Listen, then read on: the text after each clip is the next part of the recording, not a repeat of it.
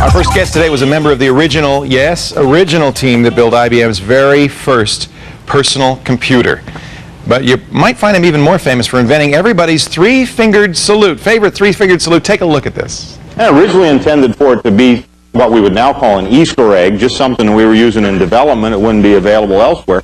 But then the pubs people found out about it, and they're trying to figure out how to tell somebody to start up one of the programs, and they had the answer. Just put the diskette in, hit Ctrl-Alt-Delete, and by magic your program starts. So it was like a 5-minute job in doing it. I didn't realize I was going to create a cultural icon when I did it. but you know, I have to share the credit. I may have invented it, but I think Bill made it famous.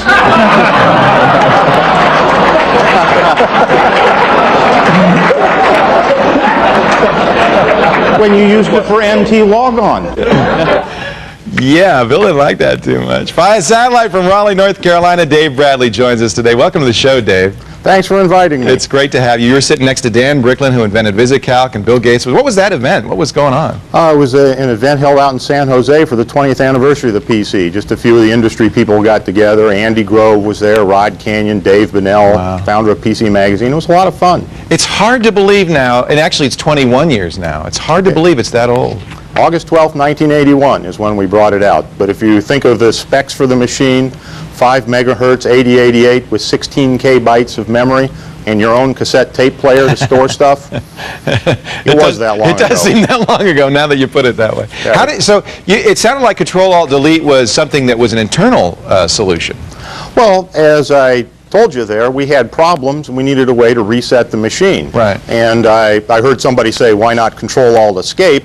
Well, if you look at the picture of the original keyboard, the Control and Alt keys are all the way over on the left-hand side, the Delete keys all the way over on the right-hand side. So you couldn't hit it by mistake. You had to want to hit that set. And because of space considerations in the BIOS ROM, 2 of the keys had to be shift keys. So Control and Alt were the ones that made sense. And there's a nice mnemonic feeling to Delete. When you do that, everything stops. Yeah, Control-Alt-Delete. Now, of course, it doesn't do that anymore. I don't know if I guess either they took it out of BIOS or the operating system traps it, but now in Windows it just brings up a task manager. That's correct. It brings up the task manager, or you use it for NT logon or a number of things. It's turned into an all-purpose tool. It's a shame. I think Bill did that because of you, actually. You made him change that. He didn't want anybody to hear about that Control-Alt-Delete stuff. But we all have used it, and I don't know if it's just DOS, but I think it's something that it really was an important part of the original PC. To think back all those years, 21 years, and to see how far it's come, has it been an amazing thing for you? Oh, it's been an amazing thing. We never would have predicted back then that it would be as popular as it turned out to be. And in fact, the original sales estimate that IBM did said would sell 241,263 machines. How many did they sell? Well, we probably sold about 3 million IBM PCs, but more interestingly, in 1 month alone, we probably sold more than 250,000 machines.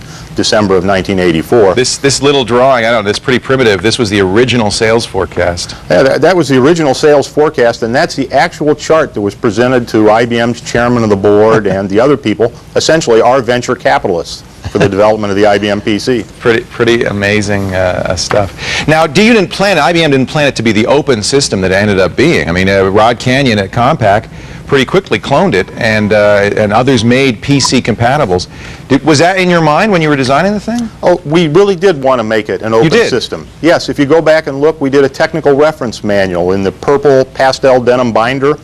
We had the schematics for the machine. We had the ROM BIOS assembly language listings, because we knew the way to make the machine popular was to invite other people to participate, to write programs for it, to develop adapter cards for it. And a company like Techmark comes out with 20 adapter cards 3 months after the IBM PC came out. That's what helped make the machine successful, the fact that it was an open system. It was a wise decision. We have a shot of the original, looks like this is a breadboard version of the original motherboard. Right, that was the very first one that worked. It was the second one that we built, but more importantly, that's the one that I and 2 other engineers delivered to Microsoft on the 1st of December 1980.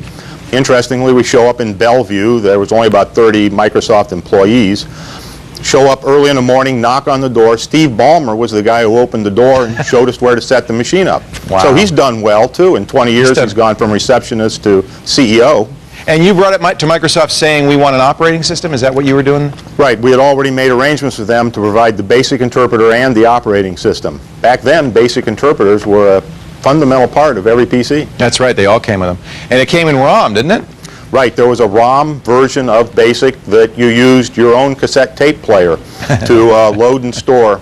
You could store an infinite amount of data if you had an infinite amount of patience. I remember very well. It didn't take too long before floppy drives and even hard drives came out. I think, but the AT, was that the first hard drive-based PC? No, actually it was the XT. Came out with a 10 megabyte hard drive. That's right. Yeah, the XT. Big old hard drive, too. One of those full height. Yeah, full height, 5¼ inch drive. Yeah, I remember. I had a few of those lying around the house. Turned them into a bulletin board system, as I remember. So, do you still work in the business? What do you do these days? I still work for IBM. I work in the eServer X series group, which is PCs on steroids. It's the Intel architecture, Microsoft operating system servers that we build. Dave, looking back at your design, is there anything you would have done differently now, 21 years later? Whenever people ask me that, I always say I would have made the interrupts negative level instead of positive edge triggered. Isn't that a good geeky response? Well, you know, you had hardware interrupts, which for about 15 years did cause a lot of problems. And of course, I made my living helping people solve interrupt conflicts. Right, and if we had done the interrupts the other way, I would have stolen your livelihood. I would have been very unhappy with you, Dave. So thank you for doing those positive, what do you say, positive edge interrupts? Positive edge trigger. You mean if you had done negative, there would have been no interrupt conflicts? Well, if you'd made a negative active, which is typically the way interrupts are done, then you could have shared interrupts on the same line, and most of the problems were driven by interrupt conflicts. That's right. Why did you do the positive? Well, it turns out the 8259, the Intel interrupt controller we used, just was positive edge normally if you didn't do anything else, and we didn't think it through. When you're developing the entire machine in 1 year, you make a lot of decisions pretty quickly. Hey, blame Intel, Dave. It always works. No, it was a wonderful machine. We chose the Intel processor because of all the chips that went along with it. Oh, sure. It was a wonderful machine. That was back when they still made them out of metal. And good stuff. And David, I thank you because you changed the world in such a big way with that incredible invention 21 years ago. Thank you, Dave. Well, thank you very much for having me here. Dave Bradley via satellite from Raleigh, North Carolina for the complete video clip of the invention of Ctrl-Alt-Delete featuring Bill Gates. And you can see Bill's reaction one more time to Dave's statement. Go to thescreensavers.com. We've got it all just for